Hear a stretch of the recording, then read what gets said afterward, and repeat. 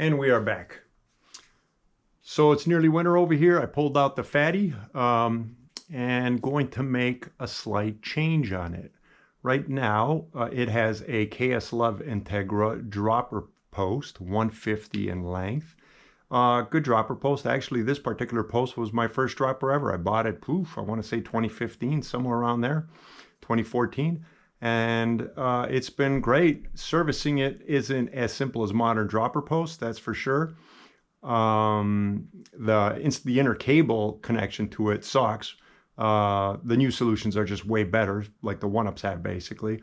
So what I came across was a couple of 20% off coupons from Backcountry and from Evo, and I ended up picking up a OneUp 180 dropper post at 20% off and the V3 dropper lever at 20% off, which is really nice. So I am going to replace this lev with this OneUp, and we're going to go through the process of doing that. As for tools, we are going to be needing a measuring tape to measure the middle of the bottom bracket to your seat rails in order to make sure you have the appropriate height when you install the new dropper, or in my case, replacing a dropper. Cable cutters, you're going to need them if you have brand new setup. I'm going to need to just snip a little bit off the existing cable. I will be keeping the existing cable, no reason to change that. At least the housing, the inner cable is obviously going to get swapped out. So, but since I'm going from a 150 dropper to a 180 dropper, I mean the new dropper is going to be longer. I'm going to have to cut the housing just a little bit, the cable housing. So we are going to be needing Allens. So depending on your bike, you're either going to need a 4 or 5 millimeter Allen for your seat collar. You're going to be needing, depending on your remote, I have a Southpaw on there right now from KS. I'm going to be moving to the OneUp V3. So the Southpaw is a 4 millimeter Allen and a V3 is a 3 millimeter Allen. Now for the KS, I can't stand this system to be honest. They have a little bolt or barrel setup at the dropper in order to connect the cable with a special tool. I believe, I'll verify it later, but I believe one side is a 2 millimeter and the other one's a 2.5 millimeter. We're going to need carbon paste in my case because I got a carbon frame. Ultimately, we're going to be needing a torque wrench, very important. Obviously, we will be needing a dropper and the dropper cable or a dropper remote. This again is the new V3 they just came out with. I actually bought the red thumb traction rubber thing, so I'm going to be changing that out. Why not? So let's get on to the install, or in this case deinstall first. So for starters, what we need to do is measure our height. As long as you have it at the height that you like, you want to be able to get it as close as possible, right? So to do that, you grab measuring tape and you will put the bottom part of the measuring tape in the middle, or at least as close as possible, to the middle of the bottom bracket axle. And then we are going to measure all the way up to the middle of the seat rail. Okay, so in my case, I'll go to the middle, and I am at 715 millimeters, pretty much spot on. Now, we could be a millimeter or two off over here, so it doesn't have to be super precise, but this gives us a really good idea where we need to be overall with the new dropper post, because it's not the same length, right? So next, what we are going to do is disconnect the remote. I currently have a KS Southpaw. Actually pretty nice remote. Really cool the way you could adjust it, but modern remotes are definitely way better overall in my opinion, right? So I will disconnect the Southpaw. I need a 4 millimeter in this case. All right. I should be able to just pull them out. Nope. A little bit more. There, go sideways and just a little bit more. And you can take them out all the way, I guess. I'm not going to reuse this guy anyway. So, move this guy out of here, take off the back part. Done. Let's put that guy on the side.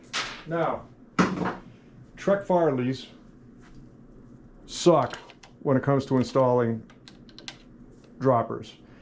They technically have the holes for the droppers, but the boneheads didn't put the guiding, well, let me rephrase that. They have in the dropper, let me rearrange this camera 2 seconds. The hole at the bottom, well, actually they put a hole at the bottom in order to pass the cable through over the bottom bracket and up the seat post.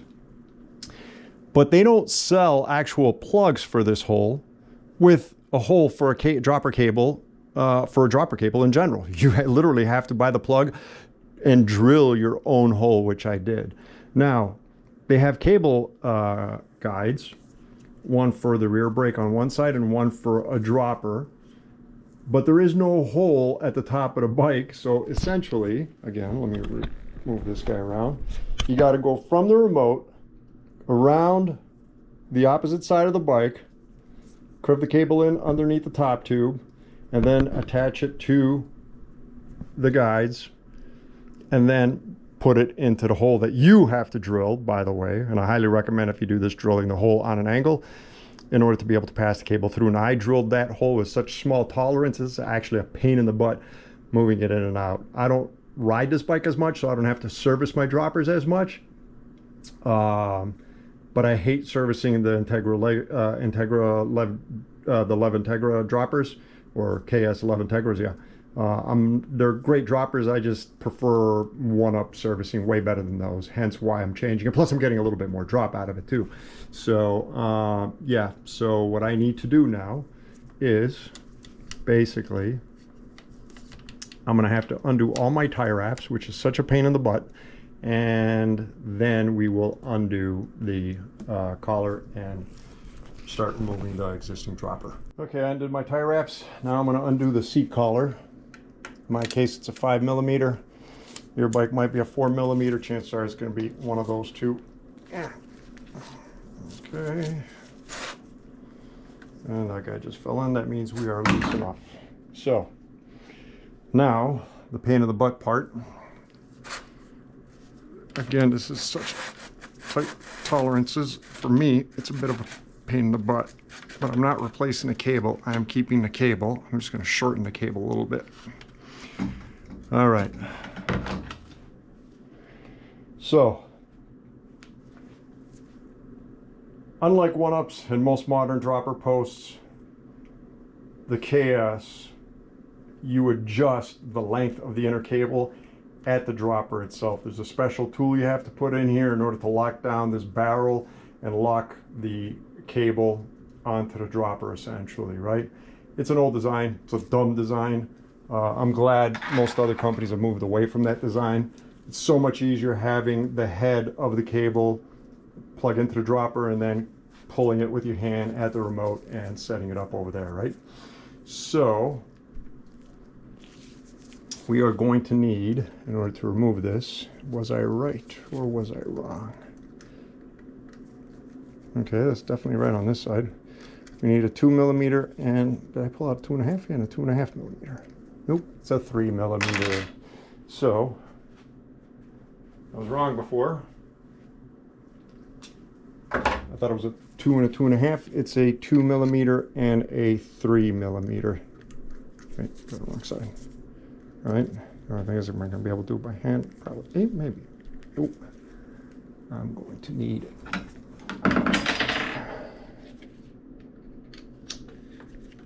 there we go. So we loosen the barrel. Actually, well, two ways to do it. Move the barrel out of the way. Pull the dropper housing out. In this case, right now.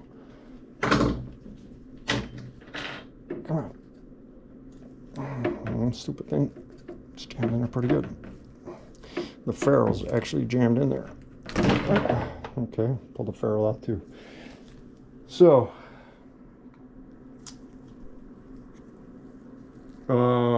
yeah, again, it's backwards compared to modern dropper posts, right? In a modern dropper post, the head of the cable actually gets plugged into the dropper activation switch base, or activator, essentially, right? So, I am going to be servicing this dropper completely, even the oil inside, changing it. I will be doing a video on that. But for now, I'm just going to change out the dropper and put the OneUp in there. So now that we have the dropper removed, we could remove the inner cable with the remote. Just pull it out. We won't be needing that anymore. It's not going to serve us any good. So this guy is done. And again, with KS and the Southpaw, the head on the cable connects to the actual remote. Whereas, let's say, well, with the OneUps and many other dropper levers, the head connects to the dropper itself, which is a much better system in my opinion. So at least for servicing. So next, let's install the adapter that will allow us to connect the lever, the dropper lever, to the brake lever. Now this is a SRAM brake lever, and I opted to get the MMX adapter so I could connect my dropper straight to the SRAM lever clamp, basically, so I don't have a separate clamp. It's all going to be one system. Just tidy it up a little bit. So in order to do that, we need to install this little guy here to the clamp on the inside of the clamp, and then we install the adapter that will allow us to connect the remote to the clamp, right? So for starters, we're going to take this little guy over here. We're going to loosen, I already loosened him by hand, or with the tool actually, just to make it a little bit easier for a video, right? I'm going to open him up. The neck is going to stick towards you, or towards the outside, right? And there's only one way to put him in that he fits, and you should be able to slide up and down, and you know you're done. Now we're going to close it back up. Just make sure your holes are aligned on this side. I'm going to try and close it back up. There we go. I think you just clamped on. Okay, right? So now this guy's loose. So then you will need, oh, where's the 4? You'll need a 4mm and the adapter, basically.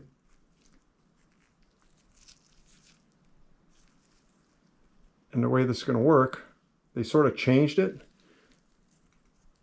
We want the hole, if you can see this clear, we want the hole that the lever is going to connect to the left. So essentially, this screw is going to go on the bottom part of this hole over here, where you see these rails, and we're going to screw that to the adapter mechanism here, right? So then you'll have the ability to adjust back and forth as is needed. And then you will see, sort of different than the previous version, then we'll be able to screw in the lever to any one of these 3 holes in order to adjust how far out and far in you want it, or how far you want it from your thumb, basically. In fact, I'll do that now. I might get out of the way. So they give you this screw. I believe it's going to be a 3mm. Yes, it is. It's a 3mm.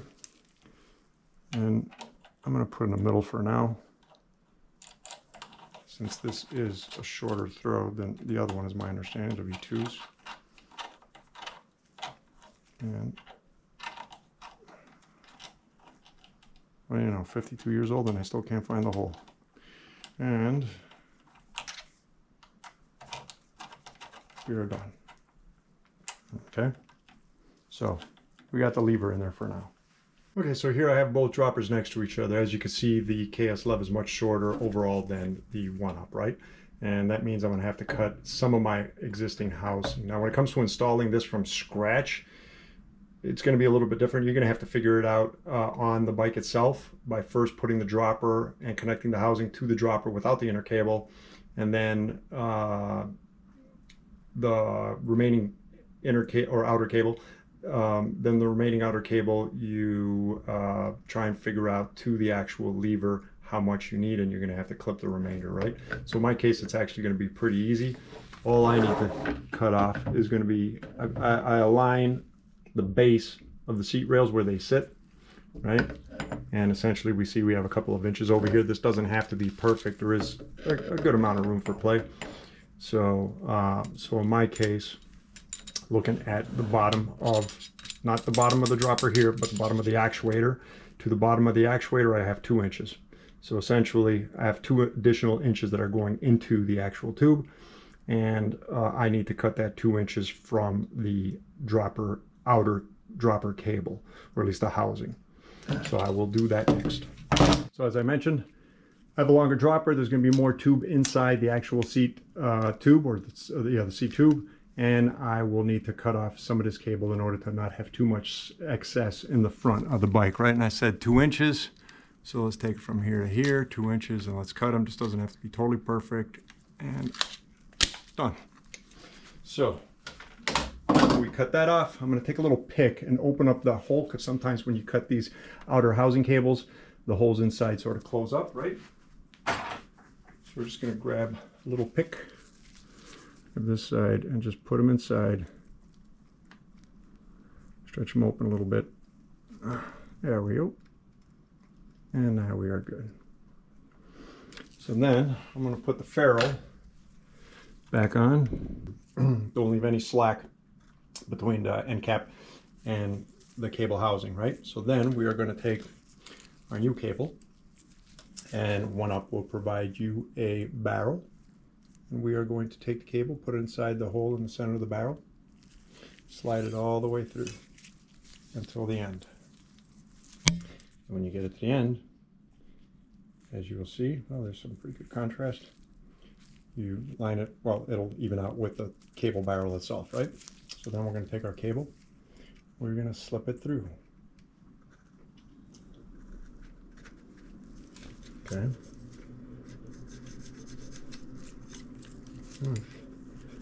Slip through all the way to the other side. Now we are going to connect. It's a much better system than the KS. Love these new systems, right? So essentially we got to pull down the actuator, and we got to take the, let me see if I can put it on this side so you can see it. Pull down the actuator, we're going to take the barrel and we're going to put it on the inside just like that. And nope, he's sitting sideways. You want to make sure he's sitting, there we go. Nope. So put the barrel up, put him sideways, just like that. Perfect, right? And now we just slip them in. Okay. So now we can put some carbon paste. Just a little bit.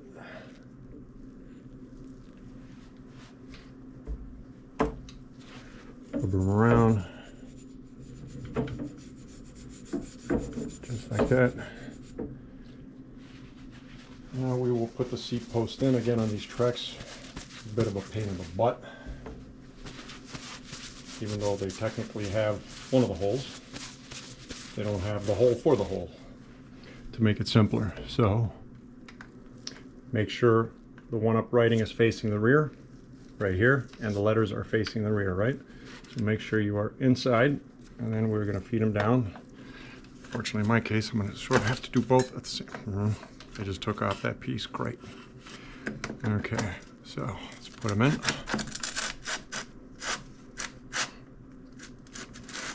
Now, I said 715 to the middle of the seat rail. Now, we don't have to be perfect over here.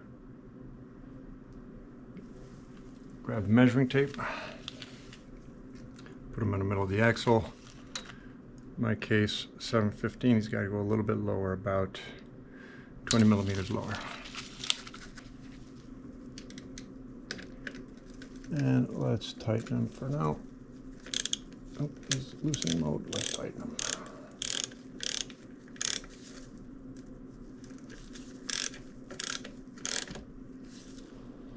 All right. So the dropper's in. He's pretty much near where he needs to be. There's always going to be some minor adjustments when you're riding, right? 1 millimeter, 2 millimeters up or down, whatever is most comfortable for you. Okay, so we have the dropper installed in the seat tube. Cable is routed. Now we're going to take the inner shifter, the inner cable. We're going to put it through the back side of the dropper. Then it's going to come out. Oh, I got to loosen. So at the bottom there is a screw, a bolt with with a washer, and that's what you are going to use to lock down the cable to the inner cable to the actual remote, right? So you have to loosen it in order to be able to fish the remote through. The only thing is, what you need to make sure, there is a washer. The cable has to go between the washer and the lever, not between the washer and the bolt. So make sure, it's very easy to make that mistake, right? So we want to put it all the way to the end, insert it inside, right? Then we want to pull it tight. Don't overdo it as far as pulling it tight. The other thing you want to make sure, what I do, is there's a barrel over here. This barrel adjusts tension, right? You want to turn it counterclockwise to make sure it's all the way closest to the lever. This way you have the flexibility to tighten the cable as the cable stretches over time by turning them clockwise in order to separate them from the lever, okay? So now, again, this shifter cable needs to be between the remote and the washer that you will see in there, not the washer and the bolt head. And we'll screw them down.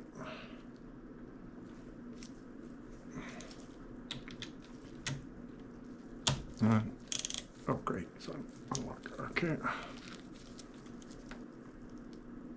Okay, that's good enough for now. Nope, I got play. I don't like that play. It's because I'm doing this upside down. Okay. So now we should be able to drop the post. Oops, I just dropped it because I didn't tighten all the way down. Great. That's not good. Let me tighten the post a little bit more.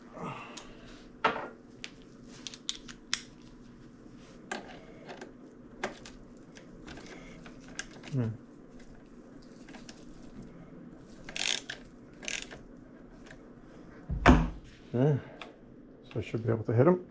Yep. And done. So we know he's working. This guy's nice and tight. There's absolutely no slop to him. And as you can see here, I hit the button, bink. Now he's coming up real slow. That tells me the air pressure in there is real low. I personally like him when he comes up real quick. Wait, that's more travel than before. You can see it. For some reason, it seems like more on this bike than my other bike. So, now we need to tidy it up. I need to tie these guys down with tie wraps. I got to go get some tie wraps. And then we need to snip the rest of this cable, the shifter cable, and tie up an end cap to it to make sure it doesn't fray. Make them nice and neat. And then we should be good to go. So let me go get those zip ties and change the battery in this GoPro. Okay, so I got some tie wraps. I wrapped the cables up nice and neat. Next I want to check the dropper itself inside if I have the air pressure. Now this is a choice. You go between 250 and 300 psi.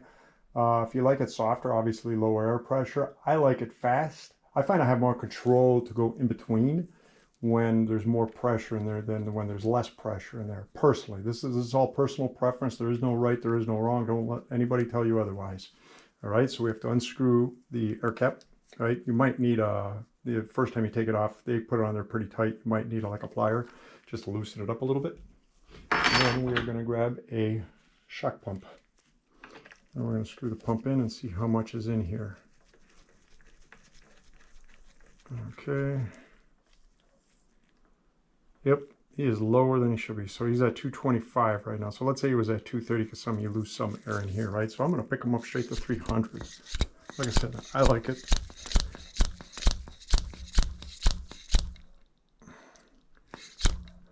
Right there. Yep, good enough. Maybe 295. But I like it on the higher end. That air you hear coming out, escaping, that's coming from the hose, not from the actual dropper. Same goes for forks and shocks. So, now we can test it out. Yep, much quicker than before. Much quicker than before. So I personally like it when it's snappy because I could go in between, I find, with my weight a little bit easier when I have more pressure in there. But again, that's a personal preference. Okay, so now we have to put on the seat post. I wish somebody would come up with a better design. So we have the bottom plate. There's an arrow on it, face it forward. Then we have our seat post. We put it on top, right? But we need, and where's the other, there it is. Oh, actually, before I do that, don't forget to put the air cap in. Just so we don't get any dirt if it manages to make its way in there.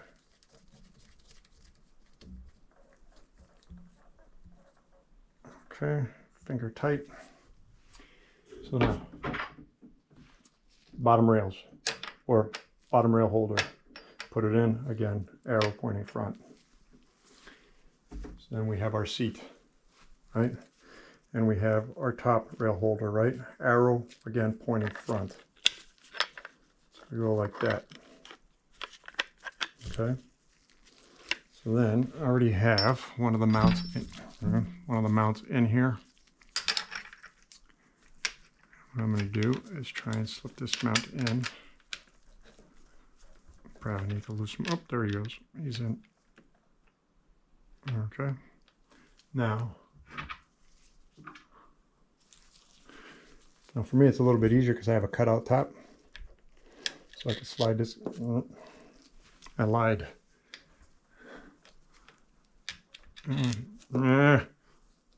Okay, let's do it the old-fashioned way. Sometimes I could do it, sometimes I can't.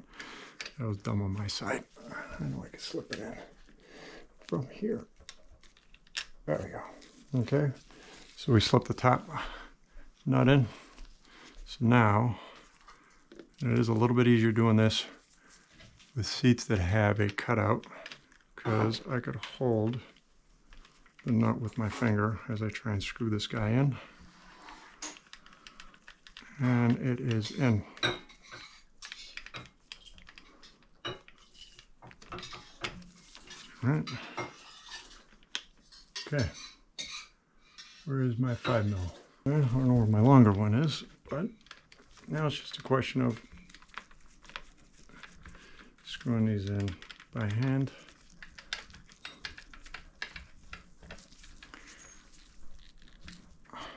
Okay. So you don't need to see the rest. Ultimately, you're putting your seat back on, right? This is all personal preference as far as how forward, how back you want it, tilt that you want on it.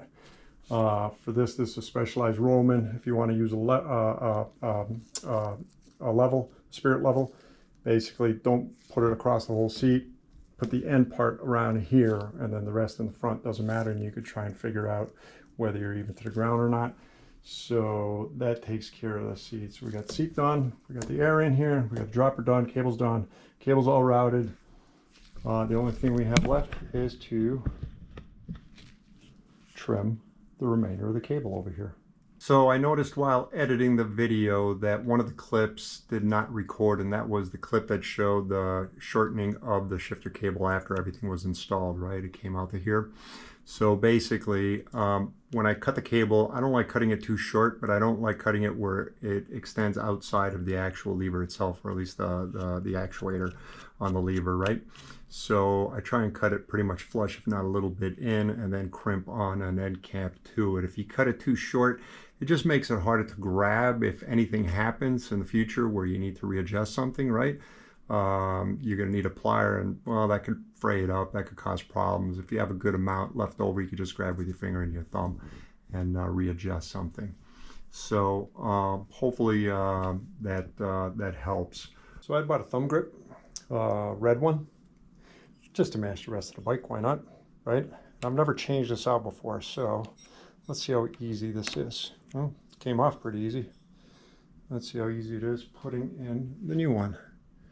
So my guess is, so it does have grooves, so my guess it's easiest to slip it in and then push the rest. So maybe Slipping the thicker part in or the thinner part in.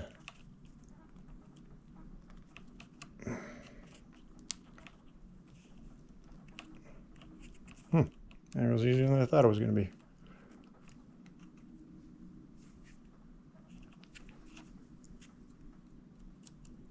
Yeah, seems to, oh, only this little corner needs a little bit more.